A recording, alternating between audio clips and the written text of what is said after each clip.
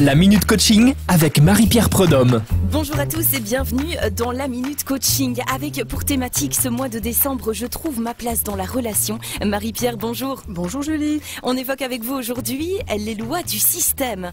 Est-ce que vous pourriez nous expliquer en quoi consistent ces lois? Alors, ce qu'on peut se dire, c'est que nous appartenons, qu'on le veuille ou non, toujours à des systèmes, dans le sens de système familial, système professionnel. Et donc, un système, il est constitué de différents éléments, donc de différentes personnes. Donc, ce qu'on a observé, ça, c'est de la systémique, c'est que ces systèmes, eh bien, ils sont régis par certaines lois, des lois qu'on retrouve aussi bien dans le système familial, les systèmes entre personnes, mais même que des systèmes au niveau biologique, au niveau de la cellule. Et donc, dans ces lois du système, il y en a quand même quelques-unes qu'il est bon de prendre en considération, dont une qui est vraiment importante, c'est une sorte de loi de l'inertie. En fait, l'idée de base, c'est que le système, il tend toujours à se maintenir en son état initial. Alors, qu'est-ce que ça veut dire dans la vie de tous les jours? Si, Julie, vous dites, je prends la décision aujourd'hui de faire du sport tous les jours et de me faire mes 2 heures d'entraînement. Et mes 2 heures d'entraînement, je vais les mettre à tel endroit dans ma journée. Et puis,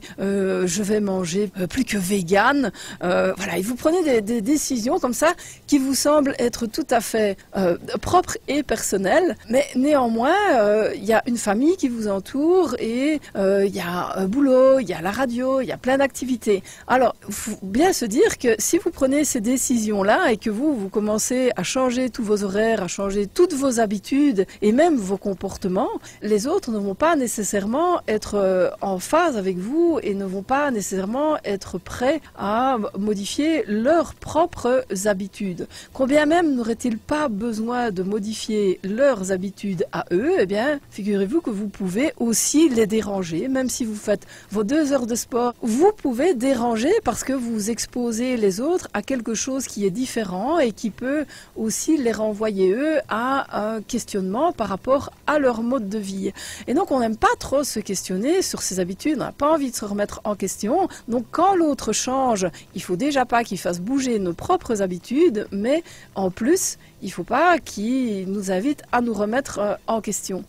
Il y a aussi d'autres paramètres. Imaginez, vous fumez 2 paquets de cigarettes par jour. Non, quand même. Et sur votre lieu de travail, eh bien, vous chargez votre collègue d'aller chercher vos 2 paquets de cigarettes tous les jours. Et donc votre collègue, elle vous dit, mais tu ferais bien d'arrêter quand même de fumer. Mais d'un autre côté, elle a un fameux avantage, c'est que elle a un petit break tous les jours, elle va acheter vos 2 paquets de cigarettes. Eh bien, si vous arrêtez de fumer, bien sûr, elle sera peut-être contente pour votre santé, mais elle ne sera pas contente pour elle qui va perdre cet avantage d'aller vous chercher vos 2 paquets de cigarettes par jour. Et donc cet avantage, elle n'est pas prête à le perdre. Et donc, inconsciemment, eh bien, tout va être mis en place pour que vous conserviez vos habitudes et que le système puisse être maintenu dans son fonctionnement initial. Et justement, pour faire face à cette, comme vous le dites, l'état d'inertie, donc le fait que les changements peuvent gêner et amener un problème dans la relation avec les autres, quelle est la bonne méthode? Comment je fais pour que ça se passe bien avec les autres? Ça, c'est justement l'objet de ce qu'on travaille en coaching humaniste global avec la méthode POSA. Pour résumer, en fait, on va justement bien prendre en considération l'impact du changement et faire en sorte qu'il puisse avoir lieu. Analyser ce qu'on appelle les bénéfices secondaires et on va faire en sorte que ce bénéfice soit maintenu, qu'il y ait quelque chose qui puisse être mis en place pour que la collègue puisse continuer à avoir un break qui sera peut-être pris d'une autre façon.